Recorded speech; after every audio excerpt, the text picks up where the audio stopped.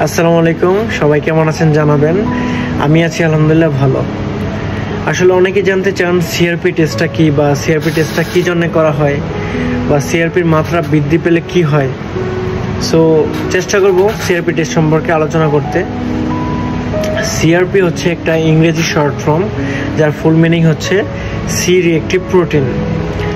সিআরপিটা আসলে কেন হয়? আমাদের বডিতে ইনফেকশন বা হচ্ছে আমাদের আসলে রক্ত প্রদাহের কারণে সিআরপিটা বৃদ্ধি পেতে পারে।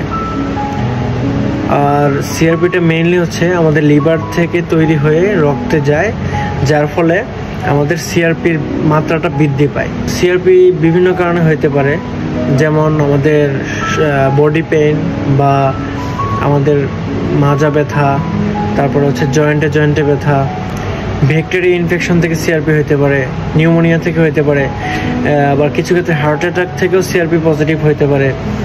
তাছাড়াও ক্যান্সার থেকেও অনেক ক্ষেত্রে সিআরপি পজিটিভ হয়। এমনকি ডেঙ্গু পজিটিভ বা ডেঙ্গু অ্যান্টিবডি থেকেও আমাদের সিআরপি পজিটিভ হতে পারে। সো এই ধরনের কারণ থেকে আমাদের সিআরপিগুলো পজিটিভ হতে পারে। অবশ্যই ডাক্তারের পরামর্শ নিয়ে সিআরপি টেস্ট করানো উচিত। আমরা প্রথমে ডাক্তারকে আমাদের সমস্যা নিয়ে যাব, ডাক্তারকে দেখাবো। ডাক্তার যদি পরামর্শ দেন, তা ওনার পরামর্শ অনুযায়ী সিআরপি টেস্টগুলো করানো উচিত।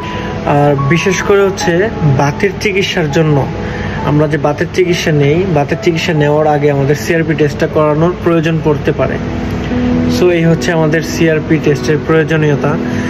তো আমরা আসলে চাই না কেউ অসুস্থ হোক। আসলে অসুস্থতাও আল্লাহ তাআলার একটা নিয়ামত, আল্লাহ তাআলার পক্ষ থেকে অসুস্থতা আসে। আমরা চাইলেও এটা আটকায় রাখতে পারি না। তবে আমরা এর প্রতিকারগুলা মেনে চলতে পারলে কিন্তু আমাদের রোগ প্রতিরোধ ক্ষমতা অনেকটাই বৃদ্ধি পায়। যেমন আমাদের ডেঙ্গু থেকে সিআরপি পজিটিভ হইতে পারে, তো ডেঙ্গুর প্রতিকারগুলো আমরা প্রত্যেকেই জানি। সো আজকের মতন এই পর্যন্তই। সবাই ভালো থাকেন। আসসালামু আলাইকুম।